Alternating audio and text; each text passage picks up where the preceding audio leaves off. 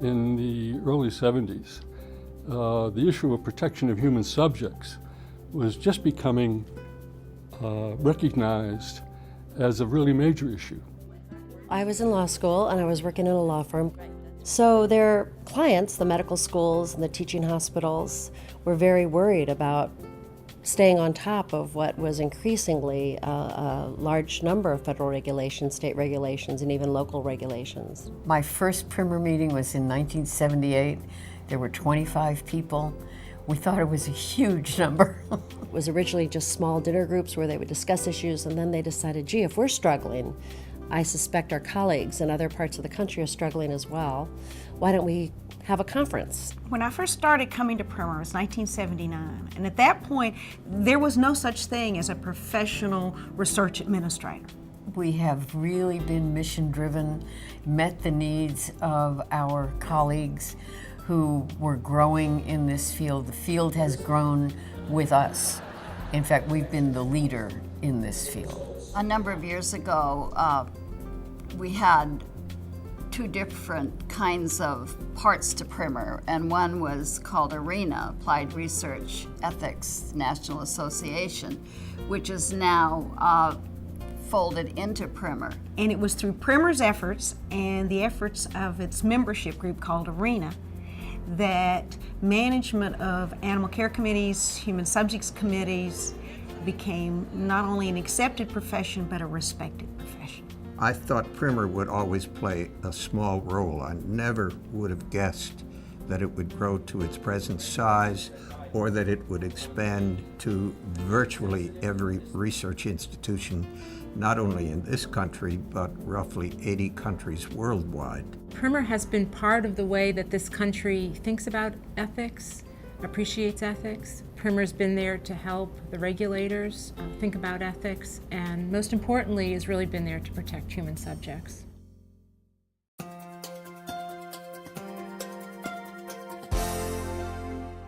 The Belmont Report is actually no different than what your mother told you when you were growing up, which is you should tell the truth, you should be nice, you shouldn't hurt anybody. Principles, not specific rules, not specific guidance, but ways of thinking about the ethical concerns in research.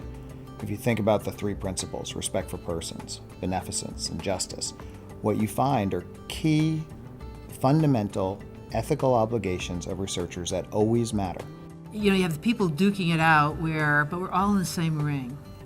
And as you go against the ropes, that's where the Belmont principles push you back in. PRIM&R has to know what the divergent views are, and PRIM&R has to know which of those divergent views are credible. The role of PRIM&R is to ask you to talk it through extensively to get the right people at the table who disagree perhaps with each other, so that at the end we're all confident that what is happening is ethical and that it benefits humankind. By getting the right people, by thinking the good thoughts, the difficult thoughts. It's been a most unusual group of people who spend their time thinking philosophically, judiciously, broadly about what the impact of research, which we all want to see prosper, because in the long run it makes us all healthier and have a better life.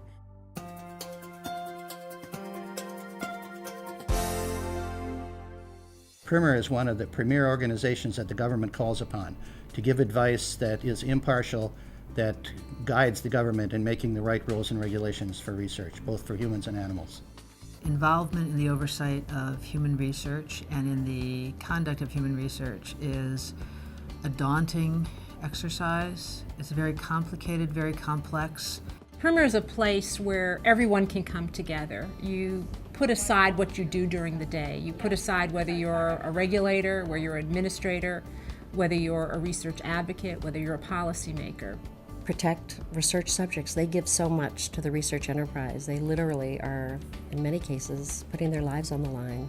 How do we prevent exploitation of populations that have not been served historically in research projects, but who are now clamoring for access to research benefits? Being an advocate for people with HIV, PRIM&R has been really important for me as a source of learning more about how institutional review boards should work, how to improve informed consent. I just know that forever and ever, research subjects will be at a disadvantage and need protection.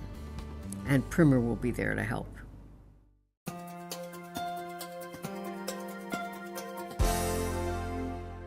There was sort of a framework and a formula.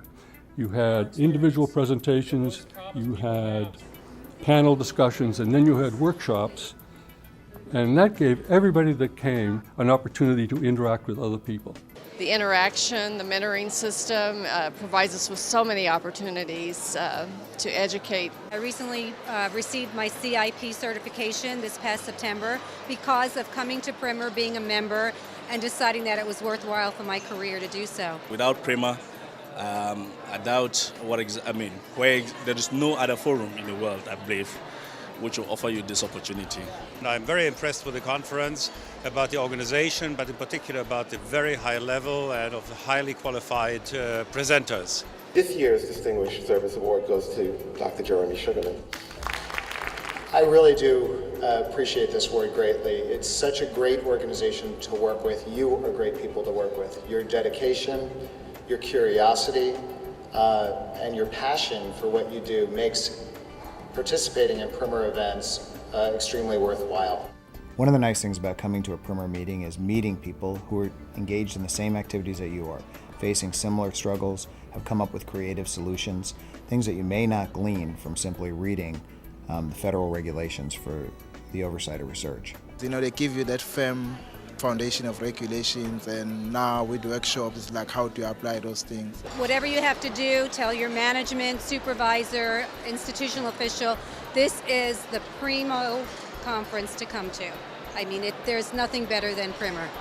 At every annual meeting, it covers both the basics for people who are very new to serving on an IRB, and it also covers the complex issues for people who've been working in the field for 20 years but now have to face some new twists.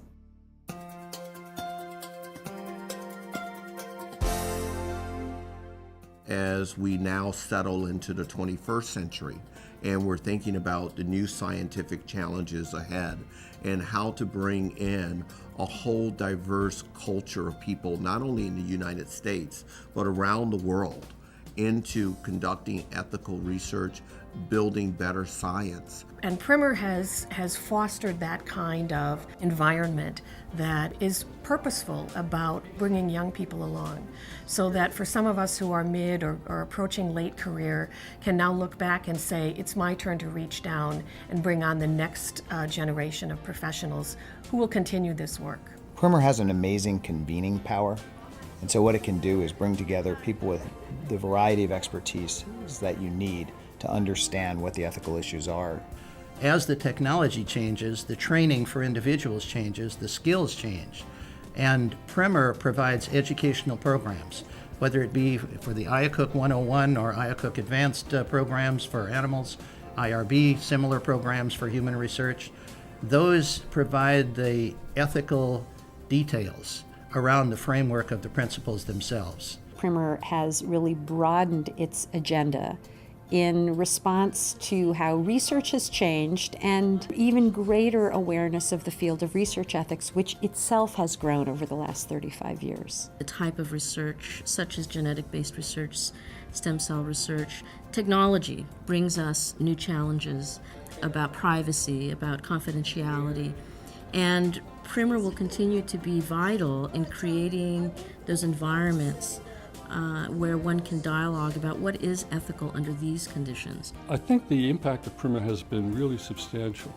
I think we were instrumental, but we needed the cooperation of an awful lot of people. And not only have we created a community and done the educational piece, but I think we've created a profession.